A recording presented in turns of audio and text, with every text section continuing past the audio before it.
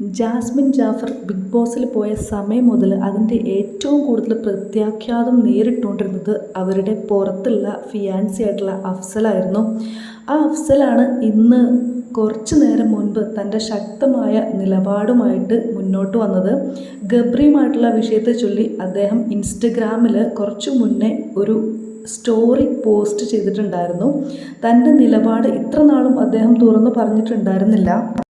ഇപ്പോൾ ഞാൻ എൻ്റെ തീരുമാനമൊന്നും പറയുന്നില്ല, ജാസ്മിൻ ബിഗ് ബോസിൽ നിന്ന് തിരിച്ചു വരട്ടെ, തിരിച്ചു വന്നതിന് ശേഷം ഞങ്ങൾ സംസാരിച്ചായിരിക്കും തീരുമാനമെടുക്കുക എന്നായിരുന്നു പറഞ്ഞിരുന്നത്.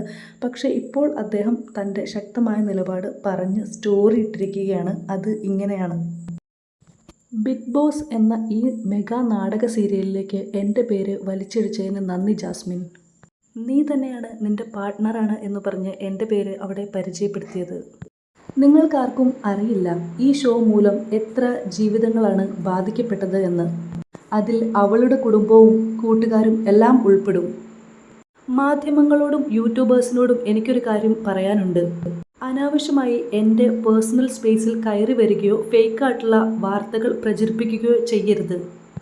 അവൾ ആഗ്രഹിക്കുന്നത് അവൾ ചെയ്യട്ടെ, അവൾ ആഗ്രഹിക്കുന്നവരെ അവൾ കല്യാണം കഴിക്കട്ടെ.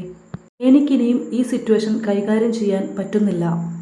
ഞാൻ ഇത്രയും ദിവസം സൈലൻ്റായിരുന്നു. ഇപ്പോൾ എൻ്റെ മെൻ്റൽ സ്ട്രെങ്ത് ചോരുന്ന പോലെ തോന്നുന്നു. ഈ പെൺകുട്ടി മൂലം ഞാൻ ഒരുപാട് അപമാനിക്കപ്പെടുകയും അവഗണിക്കപ്പെടുകയും ചെയ്തു. ഇപ്പോൾ ഞാൻ നിൽക്കുന്നത് എൻ്റെ മാനസിക തകർച്ചയുടെ ഏറ്റവും വലിയ വക്കിലാണ്. എനിക്ക് ഈ സിറ്റുവേഷൻ കൈകാര്യം ചെയ്യാൻ പറ്റുന്നില്ല. എനിക്കും സഹിക്കാൻ കഴിയുന്നതിന് ഒരു പരിധിയുണ്ട്.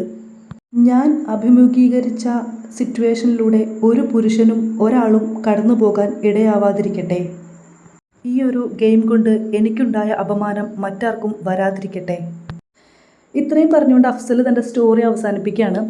വിഷുവിൻ്റെ അന്നത്തെ എപ്പിസോഡിൽ ലാലേട്ടൻ വന്നിട്ട് ഈ ഒരു കാര്യം പ്രേക്ഷകർക്ക് അറിയാൻ താല്പര്യമുണ്ട്, എന്താണ് നിങ്ങൾ തമ്മിലുള്ള ബന്ധമെന്ന് ഓപ്പണായിട്ട് ചോദിക്കുന്നുണ്ടായിരുന്നു. അന്ന് ജാസ്മിൻ വല്ലാതെ അങ്ങ് ഉരുകിപ്പോയി. രണ്ടുപേരും അവിടെ നിന്നിട്ട് നിവൃത്തിയില്ലാതെ ഒരുപാട് പേരുടെ ബുള്ളിങ്സും എല്ലാം കേട്ട് ലാസ്റ്റ് ഗതി കെട്ട് പറഞ്ഞു, ഇനി ഞങ്ങൾക്ക് പ്രേമമുണ്ട്, പക്ഷേ അത് ഞങ്ങളത് അതിലേക്ക് പോവാതെ പിടിച്ച് നിൽക്കുകയാണെന്നൊക്കെ. ഈ ഒരു സ്റ്റേറ്റ്മെൻറ്റും കൂടെ കേട്ട് കഴിഞ്ഞപ്പം അഫ്സലിന് ഉറപ്പായി കയ്യിൽ നിന്ന് പോയി എന്നുള്ളത്. അപ്പം ആൾ ഓപ്പണായിട്ട് സ്റ്റേറ്റ്മെൻറ്റ് നടത്തിയിരിക്കുകയാണ്, എനിക്ക് അവളെ വേണ്ട, അവൾ ഇഷ്ടമുള്ളവരെ കല്യാണം കഴിച്ചോട്ടെ എന്ന് പറഞ്ഞിട്ട്.